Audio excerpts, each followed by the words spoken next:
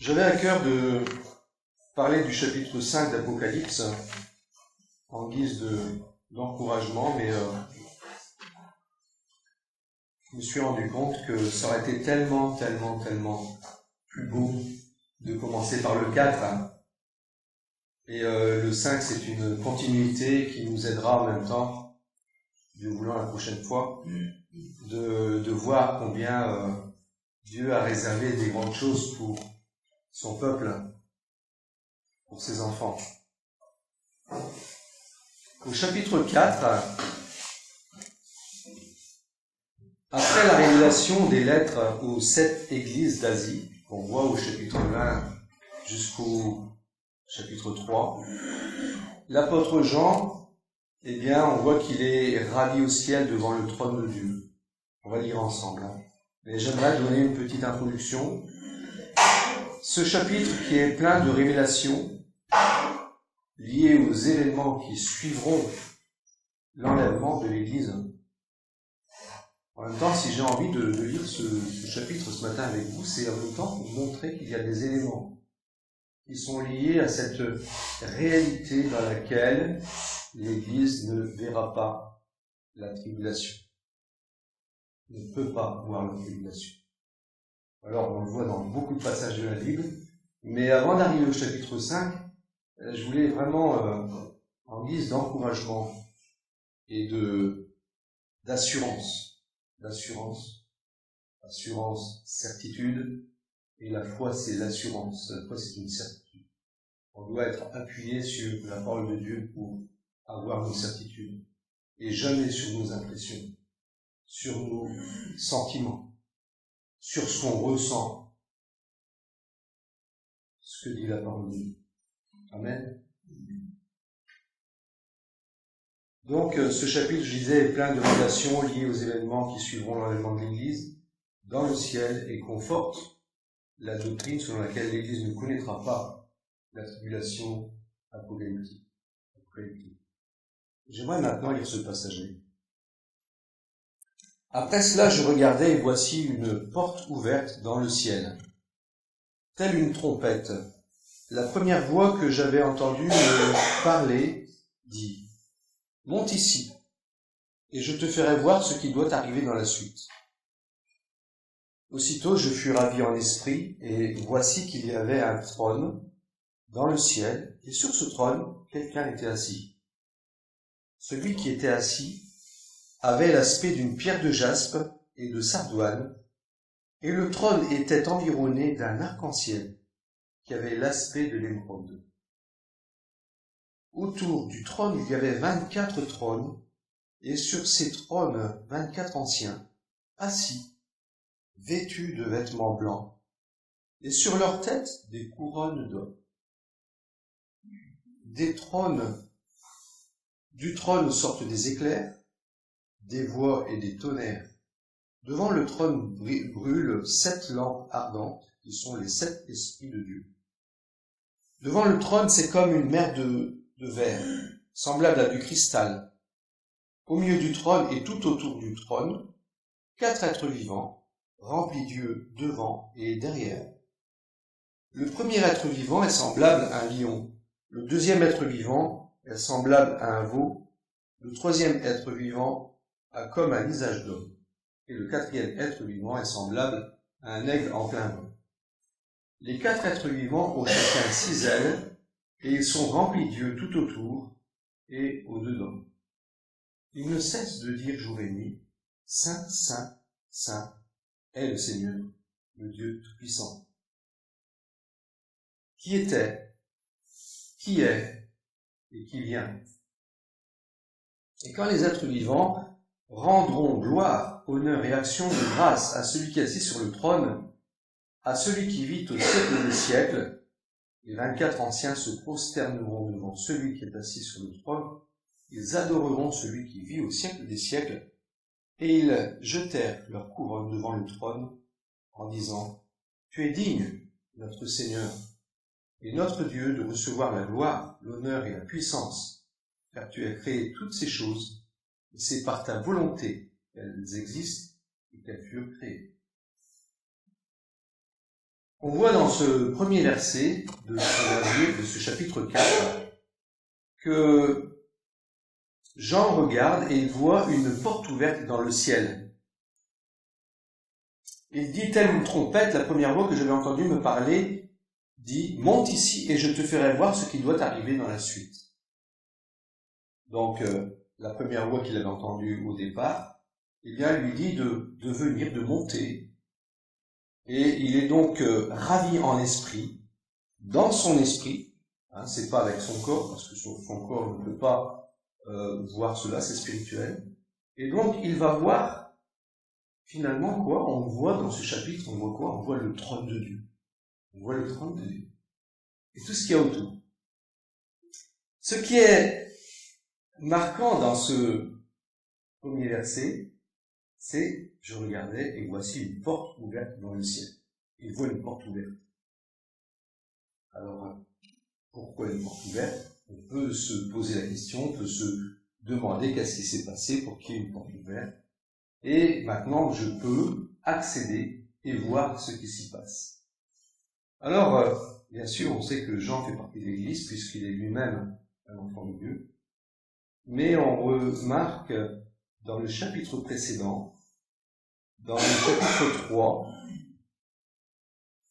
chapitre 3, au verset, je vais pas noter sur mon,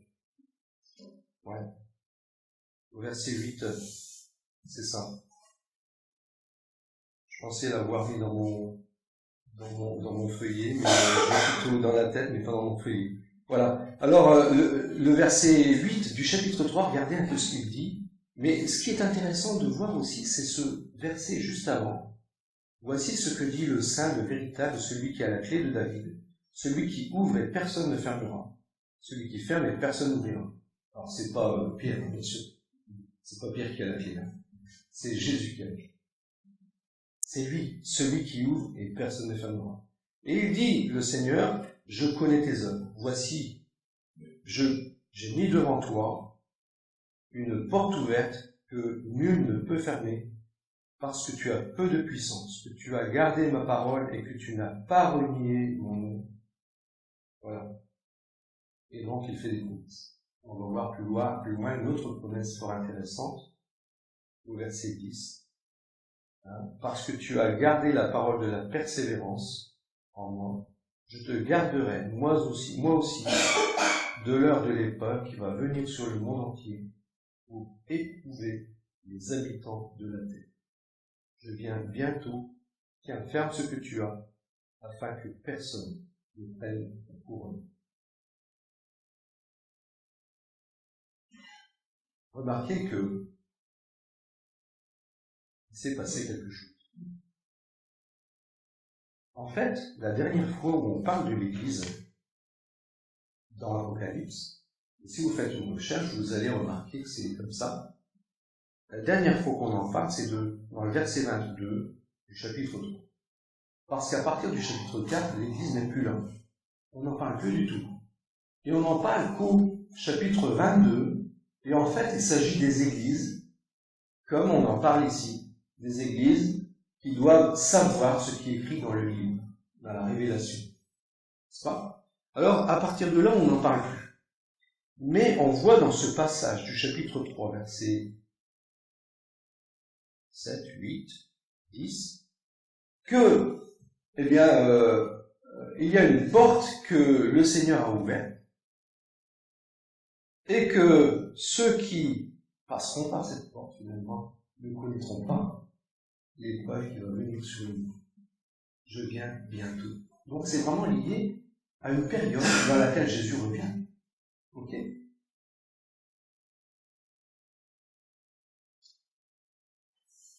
Je viens bientôt. Tiens, ferme ce que tu es. Sois ferme, sois vigilant, sois persévérant, sois convaincu dans ta foi. Combat le bon combat. C'est ça l'encouragement qu'on retrouve dans ces passages.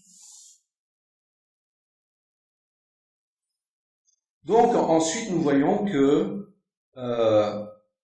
Jean, qui est ravi en esprit, il voit le trône de Dieu et sur ce trône quelqu'un était assis. Alors vous remarquerez que Jean, dans tout ce chapitre, on dirait qu'il voit quelque chose qu'il ne connaît pas. Vous avez remarqué? Il ne donne aucune interprétation, il ne dit pas, voilà, ici, celui qui est assis dessus, c'est Dieu, il ne dit pas que c'est Dieu.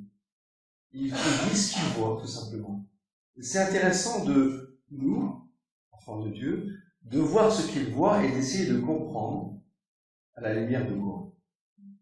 De la parole de Dieu, bien sûr. Et on comprend très vite certaines choses, moins vite d'autres choses. Il y a des choses qu'on comprend très vite. Et on voit que cette personne, celui qui est assis sur ce trône, yes, c'est Dieu. C'est le Père. Non? C'est évident.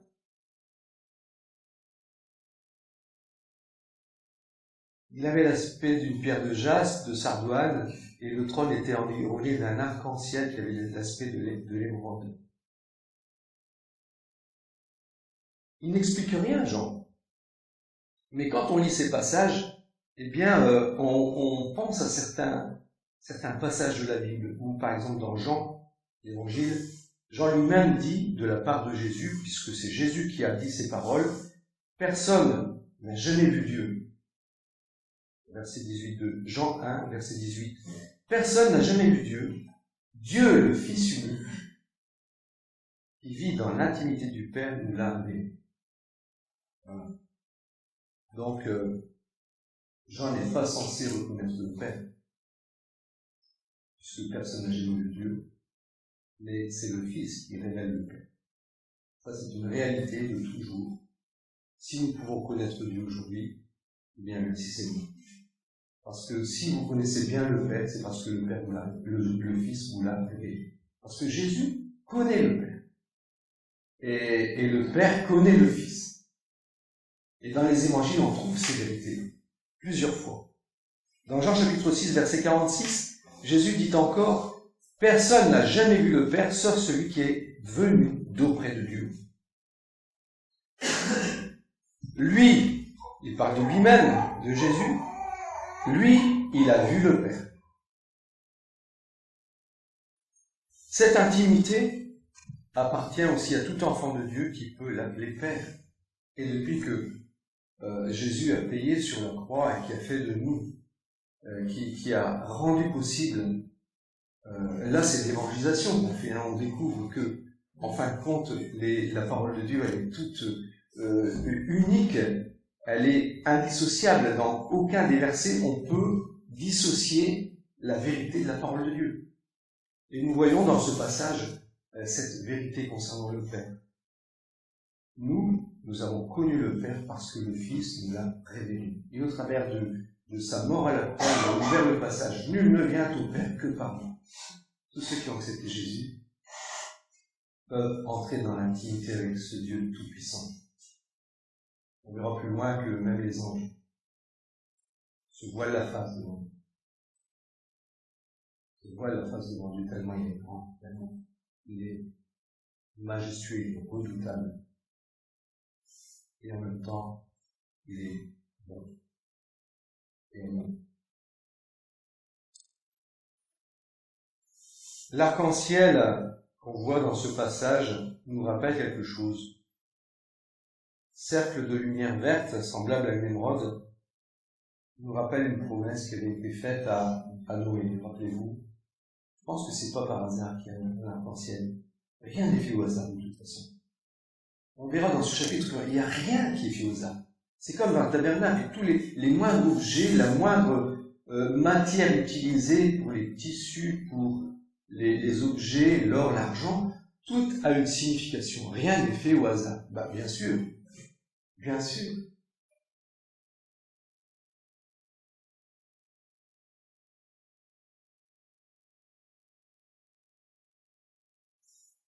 Autour du trône, il y avait 24 trônes, et sur ces trônes, 24 anciens, assis, vêtus de vêtements blancs, et sur leurs têtes des couronnes d'or. 24 anciens sur des trônes. On voit, ils sont habillés en blanc, et ils ont à la tête des couronnes. Alors, on a une question qu'on peut se poser, mais il y a des explications, il ne faut pas croire que, voilà, on n'est pas censé les connaître. Nous sommes censés les connaître, puisqu'elles nous sont révélées au travers de la parole de Dieu elle-même. Pourquoi 24 trônes, déjà? Eh bien, il y a ces 12 et 12.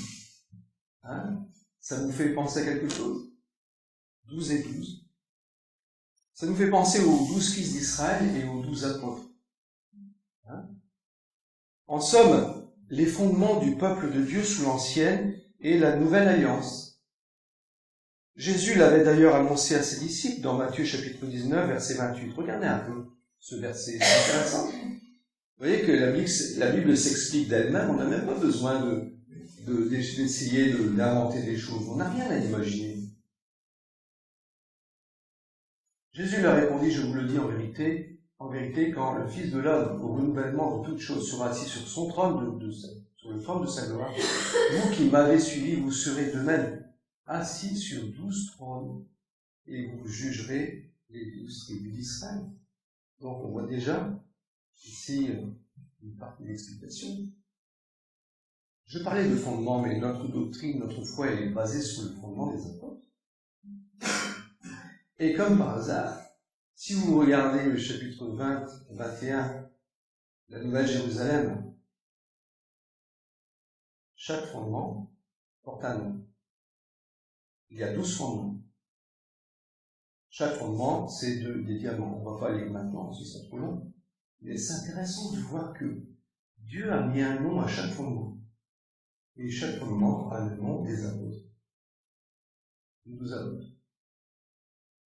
Là, cette Nouvelle Jérusalem, qui a 12 fondements, a aussi 12 portes de chaque côté.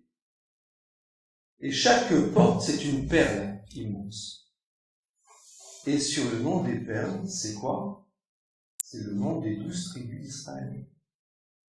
Vous voyez, on retrouve ces noms. En même temps, ce qui est intéressant de voir dans ces 24 anciens, et qui apporte aussi pour nous réconfort, c'est que cela représente tous les rachetés, tous ceux qui sont sauvés de l'ancienne alliance, Abraham, Isaac, Jacob et tous ceux qui ont suivi, ceux qui étaient avant aussi, Enoch, et d'autres encore, hein, Mathusalem, tous ceux qui ont aimé Dieu, et puis dans la nouvelle alliance, eh bien les apôtres et tous ceux qui ont suivi l'enseignement des apôtres, qui ont été même persécutés à mort, qui sont morts durant ces 20 siècles, à cause de la foi, ou pas à cause de la foi.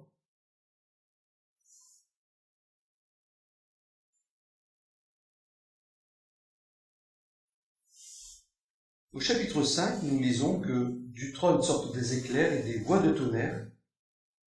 Devant le trône brûlent 7 lampes ardentes qui sont les 7 esprits de Dieu.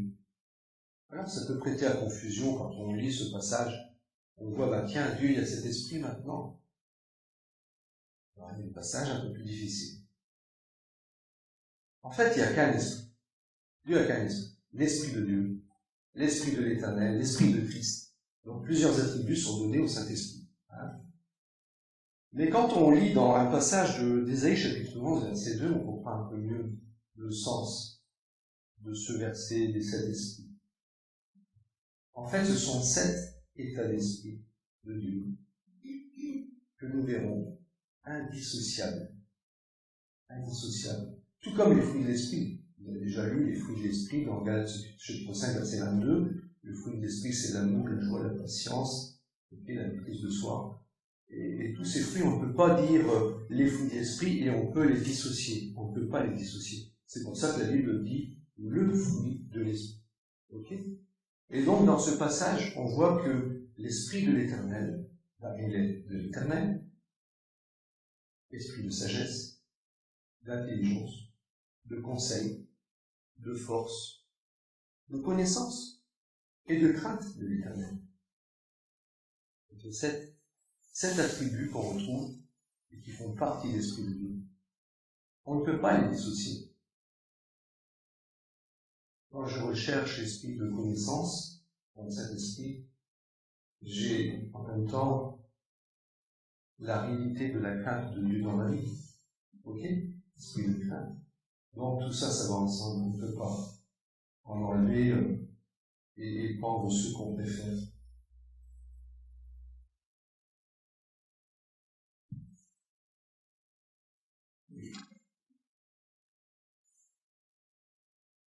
Le chapitre 6, verset 5, verset 6, nous parle encore de cet esprit, des 7 esprits de Dieu,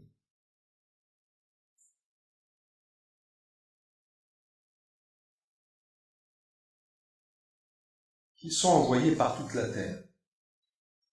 En fait, les 7 esprits de Dieu dont on parle ici, eh bien, en même temps, on les retrouve dans l'omniprésence, tout simplement parce que Dieu est omniprésent, le Saint-Esprit est omniprésent, et donc, eh bien, on les retrouve partout.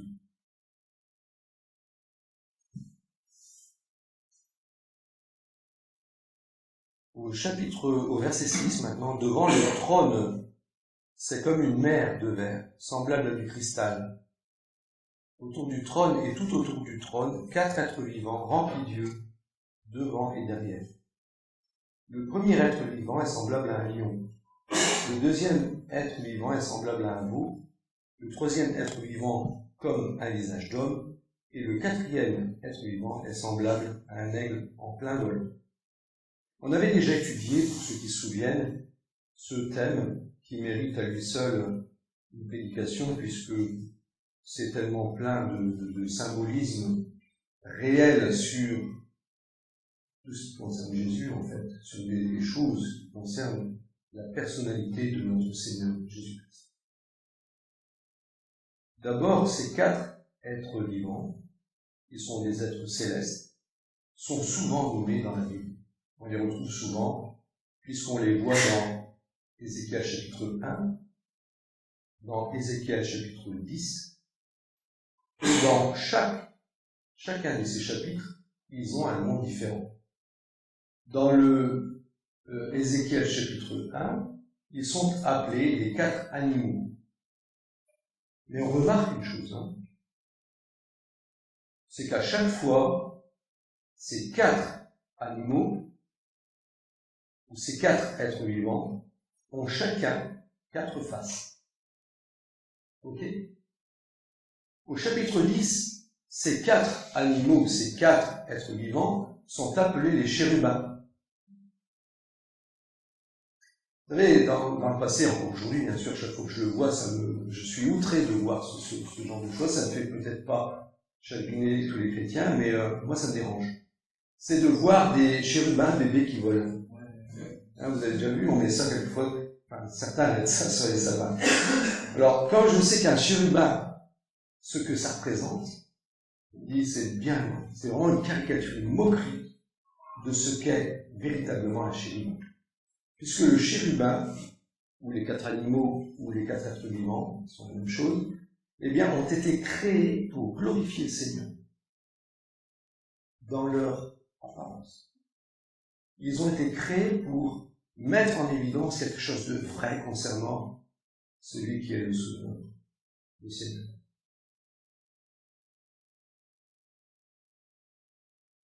Alors, en quoi est-ce qu'ils glorifient Dieu? D'abord, on voit qu'ils ont des yeux partout. Ils ont des yeux partout. Qu'est-ce que ça peut vouloir dire? C'est facile, quand même. Quelqu'un qui a des yeux partout, il voit tout. Moi, si j'avais des yeux derrière, je verrais ce qui se passe derrière. Vous êtes d'accord? C'est comme ça. Ils ont des yeux partout parce que Dieu voit tout. Ça veut dire que Dieu voit tout, ce qui est extérieur, ce qui est intérieur. Il est omniscient. Il sait tout. Le Seigneur savait tout. Quand Nathanaël a dit à, je crois, son frère qui lui avait parlé de Jésus, il lui a dit, mais qu'est-ce qui peut venir de bon de Nazareth? Et Jésus, quand il a vu Nathanaël, il a dit, lorsque tu étais sous le figuier, que tu as dit ça, Je savais que tu étais sous pilier, que tu avais dit ça. Et Nathanaël était surpris que tu es vraiment le Fils de Dieu. Le Seigneur, c'est tout. Alors, dans le symbolisme, c'est vraiment incroyable, c'est extraordinaire. Je suis émerveillé de voir cette perfection. On voit que il y a 4 faces. Donc, la première face, dans l'Apocalypse, c'est le lion. Alors, dans Ézéchiel, la première face, c'est la face d'homme. Dans l'Apocalypse, c'est le lion. On peut comprendre. Ces créatures ont la capacité de se transformer. Mais ils restent toujours dans le thème. Le lion évoque quoi? Le roi, la royauté, la domination. Alors si dans Ézéchiel, c'était d'abord la face d'homme, eh bien je peux supposer que c'est parce que l'on attendait encore l'homme qui devait naître à Bethléem. Vous comprenez? Là maintenant, on attend le lion. Celui qui reviendra, ça sera plus ce qu'on a lu tout à l'heure, Ésaïe 53, c'est du passé. Ok? L'homme, c'est passé. Véritablement, l'homme, c'est passé. On attend aujourd'hui le lion, qui doit régner. On a vu, quand on a parlé de Psaume chapitre 2 dernièrement, il y a 15 jours, eh bien, que je vous encourage même à l'écouter, puisque c'est sur Internet maintenant. Mais c'est vraiment intéressant de voir que malgré tout ce que les nations veulent croire, proclamer, réaliser, empêcher que Israël s'établisse comme nation, pour que le Messie vienne régner, malgré toutes ces attitudes, ces comportements qui sont opposés, ce plan de Dieu, au plan divin, eh bien, les choses se réaliseront de toute façon. Voilà. Le roi viendra. Le deuxième, on verra d'ailleurs au chapitre 5 que le terme lion reviendra. Okay? Je ne voudrais pas parler déjà du chapitre 5 aujourd'hui, sinon on va aller trop vite. Mais je voudrais vraiment déjà donner l'idée, la pensée, et on va compléter encore avec le chapitre 5. Parce que vous remarquerez que dans ce chapitre 4, Jésus n'est pas là. Vous avez remarqué? On voit le Père. C'est ordinaire. C'est merveilleux. On le voit d'une certaine manière, parce que même Jean lui-même n'a pas l'air qu'il voit vraiment, n'a pas l'air qu'il voit vraiment bien. D'ailleurs, dans Ésaïe, chapitre 6, quand Ésaïe voit le trône de Dieu, il voit en fait la gloire de Dieu. On ne peut pas dire qu'il voit Dieu. Okay? Il voit quelque chose qui ressemble à la gloire de Dieu. Ce qui est clair, c'est qu'il voit les pans de sa robe dans le temps. Mais il ne semble pas voir vraiment le visage. Deuxième point, deuxième face, le veau ou le bœuf. Ce sont des bovidés, et en tout cas le bœuf, dans la Bible, c'est l'image de quoi? Du serviteur. Du serviteur. Par excellence. D'ailleurs, dans le chapitre 52, d'Ésaïe, juste avant le chapitre qui a été lu ce matin, eh bien, le Seigneur est appelé, on parle bien de Jésus, mon serviteur. Celui qui mourra par la suite, mais il sera rejeté par les siens, par ses frères. Il l'appelle mon serviteur, et dans Marc, justement, on verra que c'est le chapitre qui met vraiment en avant le serviteur parfait. Rapidement, Jésus entre dans l'action au service de l'homme. Bien sûr, il sert le Père, parce que tout ce qu'il fait, c'est le Père qui lui dit de le faire. Jésus l'a dit, tout ce que je fais, c'est comme si c'est le Père qui le fait. Vous m'avez vu, vous avez vu le Père. Vous pouvez être sauvé aujourd'hui, c'est grâce au Père. Parce que c'est le Père qui l'a voulu. On verra encore à la fin, le dernier verset, je soulignerai un mot, il montre bien que c'est voulu par le Père, et le Fils le met en action. Il le réalise. Il peut dire non. Et justement, le Père est glorifié en ceci, c'est que Jésus dit toujours oui. Parce que la volonté du Père est parfaite. Et Jésus, eh bien, il veut la perfection. Il veut que la volonté du Père soit réalisée.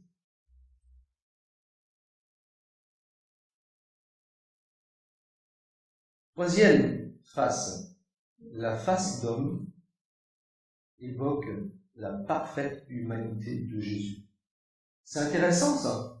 Parce que vous savez, aujourd'hui, il y a bien des gens qui disent, même parmi les chrétiens, disent que Jésus n'était pas vraiment homme. Et c'est dangereux de dire ça. C'est dangereux de dire ça.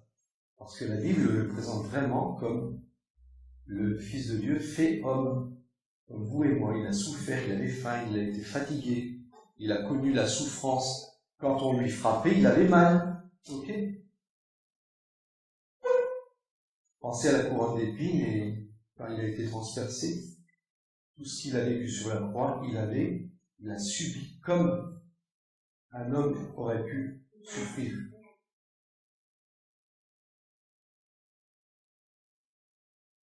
Et l'aigle qui évoque la divinité de Jésus. L'aigle qui monte très haut et qui voit tout. Encore une fois, on voit l'idée de la puissance, de la force, de la hauteur. Hein, parce que le Seigneur, il est du ciel. Il est du ciel. Depuis toute l'éternité.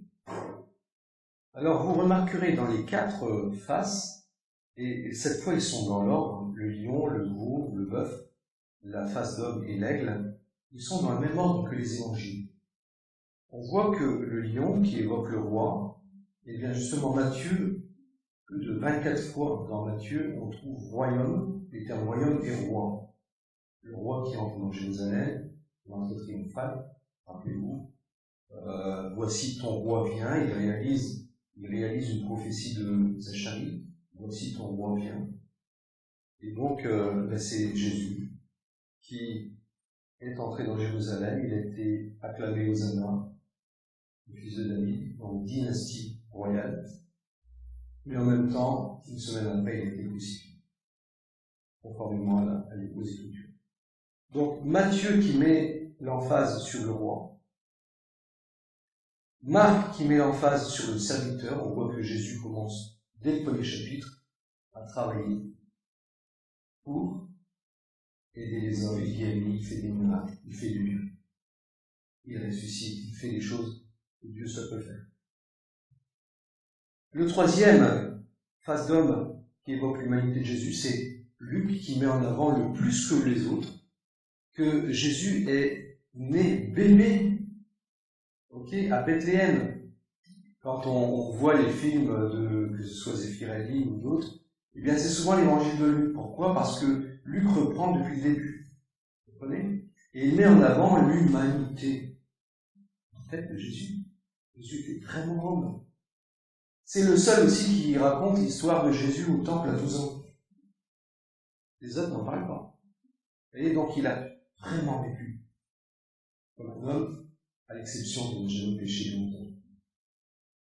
Et puis l'aigle, l'apôtre Jean, il commence son prologue, premier chapitre, premier verset, qu'est-ce qu'il dit? Au commencement était la parole. Et la parole était avec Dieu, et la parole était Dieu. Point. Voilà. Premier verset de Jean, paf, il nous claque en plein visage, il dit voilà, la parole, Jésus. Celui qui habitait près de nous, plein de grâce et de vérité, dirons plus loin, eh bien, c'est Dieu, le Dieu véritable. Dans le hasard, n'est-ce pas? Pas qu'il y a un hasard, il faut être fort pour éviter le hasard. C'est comme la création. Aujourd'hui, on entend dire dans les émissions, tout s'est fait par hasard. Ouais. Eh bien, il est balèze le hasard. Il est balèze. Les 4 êtres vivants ont chacun 6 ailes et ils sont remplis d'yeux tout autour et au-dedans. Dit le verset 8. Ils ne cessent de dire nuit, jour et nuit, Saint, Saint, Saint est le Seigneur Dieu, le Tout-Puissant, qui était, qui est et qui vient.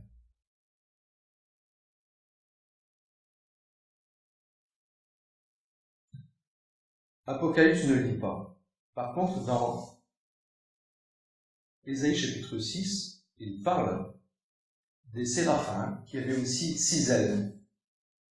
Et il nous dit que les séraphins qui sont eux au-dessus du trône et qui ont aussi 6 ailes, ils ont 2 ailes pour cacher le visage, pour se cacher le visage. 2 ailes pour voler et 2 ailes au pied. Alors au pied, je ne sais pas encore pourquoi, mais sur le visage, pour cacher le visage, je suppose que c'est pour ne pas voir le trône de Dieu. Pas voir. On est compte.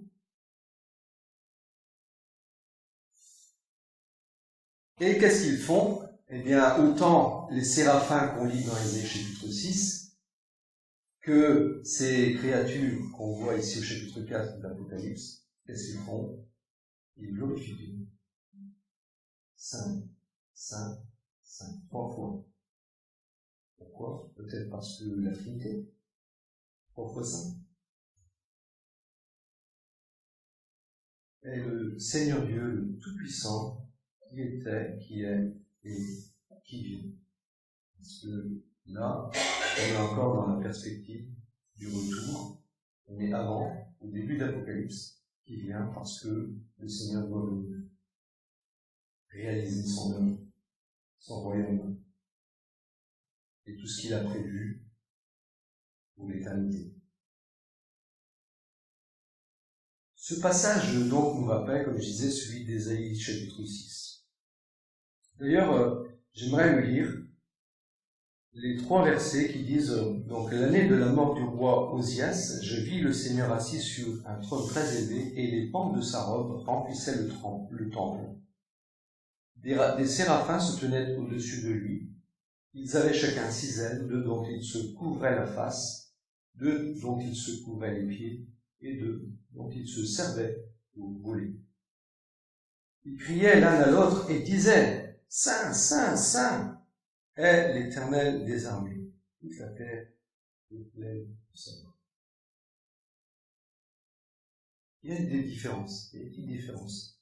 Ils disent pas toujours la même chose. En fin de compte, c'est ça. Ils disent pas toujours la même chose, mais ce qui revient, c'est Saint, Saint, Saint. Dieu est saint. Et tout ce qui va aller au ciel un jour sera saint. Rien d'impur, dit la Bible dans l'Apocalypse, justement à la fin, rien d'impur n'entrera dans la présence de Dieu. Quand je dis ces passages, je dis merci Seigneur. Merci Seigneur. Parce que si j'avais pas pu être lavé par le sang de l'agneau, je ne pourrais pas être là-bas. Si on ne pouvait pas, aujourd'hui, confier dans l'œuvre parfaite de Jésus-Christ à la croix, on ne pourrait pas être là-bas. Qu'on se fasse pas d'illusions. Hein. C'est pas nos bonnes œuvres, tout ce qu'on aura pu faire durant toute notre vie de bon et de très bon, nous ouvrira le ciel. S'il y a une porte ouverte, c'est parce que quelqu'un l'a ouverte. C'est Jésus. Et il l'a ouvert grâce à ce qu'il a fait. Ce qu'il a accompli. Et il a parfaitement accompli. Réussi. Le Père l'a accepté parfaitement. Il a dit maintenant je peux remettre mon esprit entre tes mains. Père, je remets mon esprit entre tes mains. Il était accompli.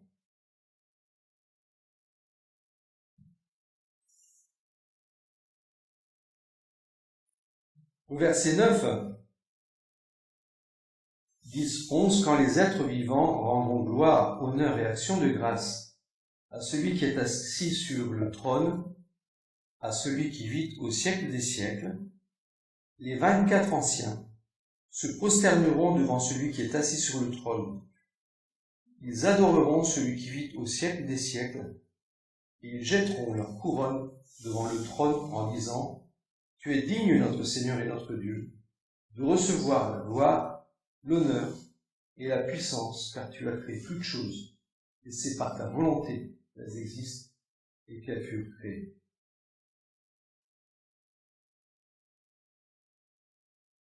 Donc nous voyons ici que quand les êtres vivants rendront gloire, honneur et action de grâce à celui qui est assis sur le trône et à celui qui vit au siècle des siècles, donc on voit Dieu, ici le Père, les 24 anciens se prosterneront devant celui qui est assis sur le trône. Ils adorent celui qui vit au siècle des siècles, et qu'est-ce qu'ils font? Ils jettent leur couronne devant le trône. Une question, on peut se poser, mais pourquoi est-ce qu'ils jettent leur couronne? Comment? Ouais.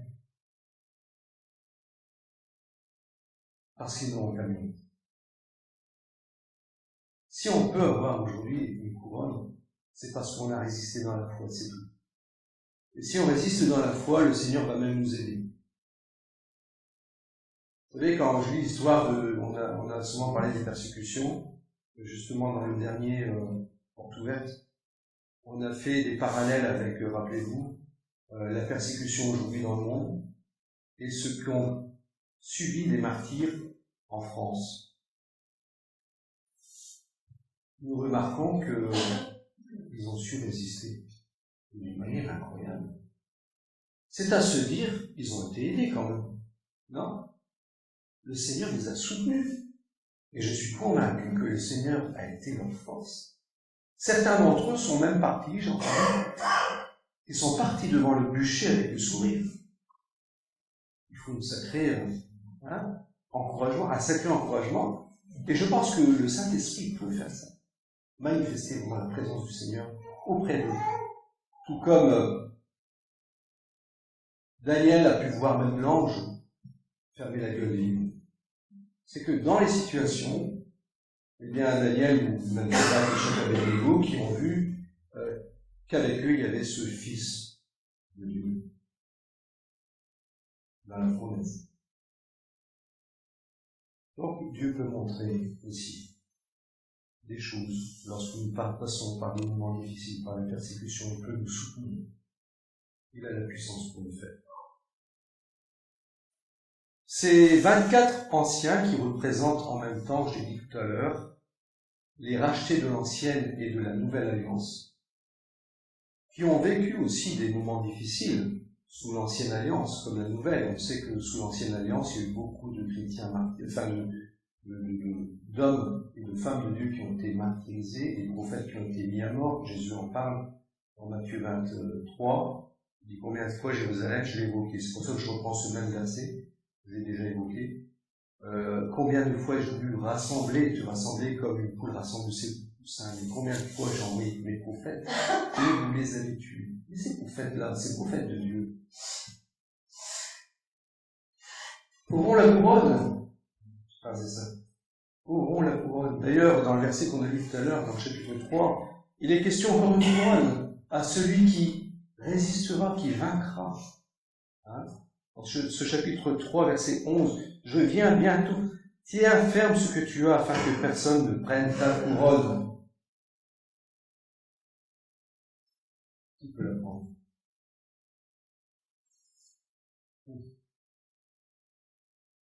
C'est lui qui peut vous tenter, vous faire croire, vous contraire de ce que Dieu a dit, tout simplement. Dès lors que vous êtes capable de dire au diable, « T'as raison », vous n'allez plus résister.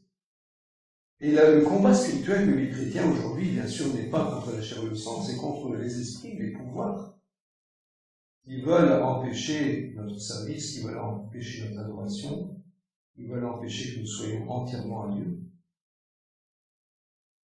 et qui peuvent ainsi nous enlever cette récompense que Dieu a prévue pour chacun de nous, parce que Dieu veut que nous ayons tous la couronne. Mais tous n'auront pas la couronne. On veut et non, c'est comme ça. Tous n'auront pas la couronne. C'est pas parce que je dis, moi j'aurai une couronne que je vais avoir. C'est pas vrai. Il faut résister. Résister, dans le bon sens, c'est de rester dans le plan de Dieu.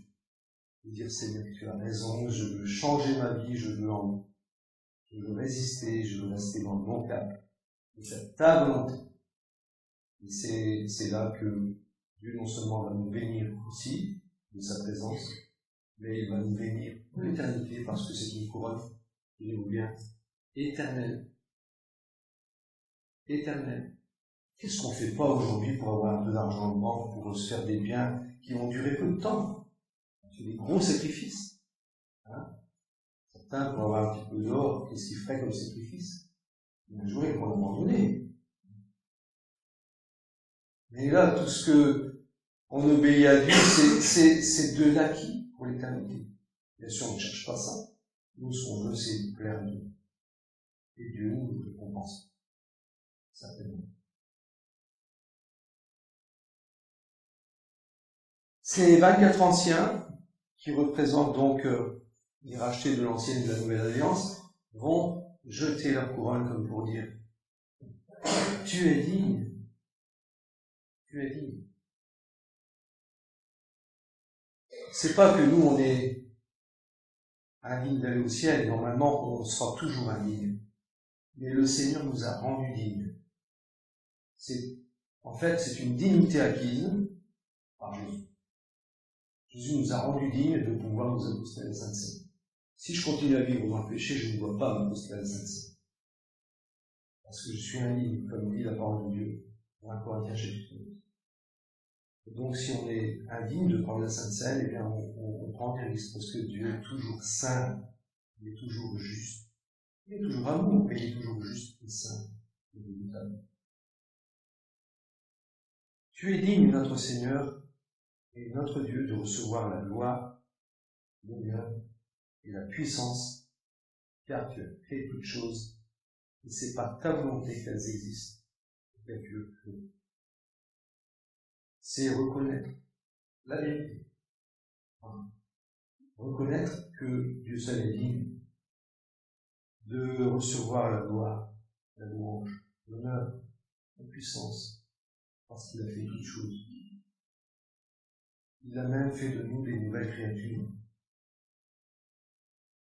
Ça aussi, hein. Si je peux aujourd'hui m'approcher de Dieu et l'appeler Père, c'est pas grâce à moi, parce que Jésus a fait ce qu'il fallait faire pour que nous puissions ensemble nous approcher de Dieu. Et quand la Bible dit c'est par ta volonté qu'elle existe et qu'elle fut créée, en fait, tout ce qui a été créé, que Jésus a créé, c'est, encore une fois, la volonté du Père.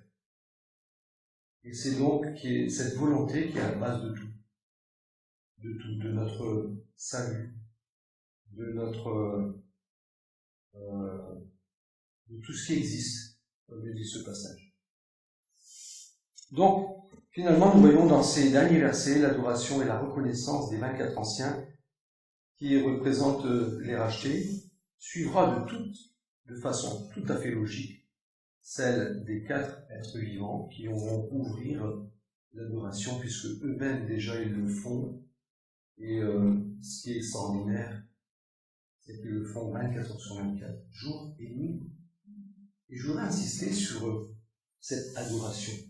Ils ne se fatiguent jamais d'adorer Dieu. Et ils vont le faire pendant toute l'éternité.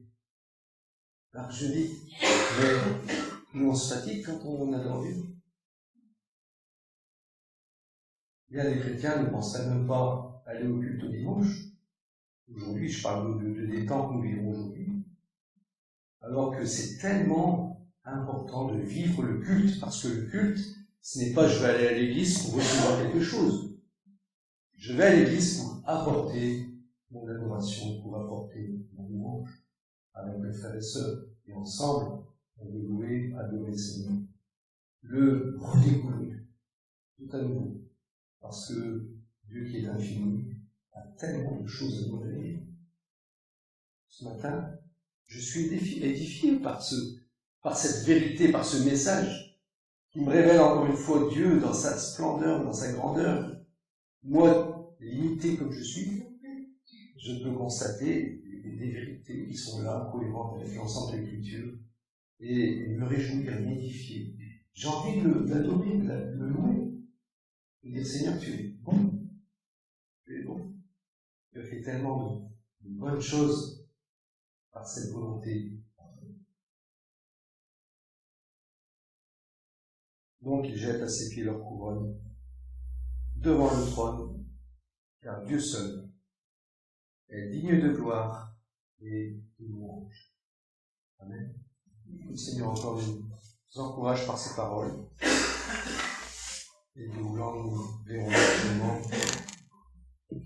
la suite que j'appellerai le dénouement de la suite, sans lequel il n'y a pas de suite. C'est important ce que je veux dire. Parce que s'il n'y a pas ce dénouement, ça veut dire qu'il n'y a pas de suite. Ni pour le monde perdu, ni pour les enfants de Dieu. Donc c'est important de chercher. Amen.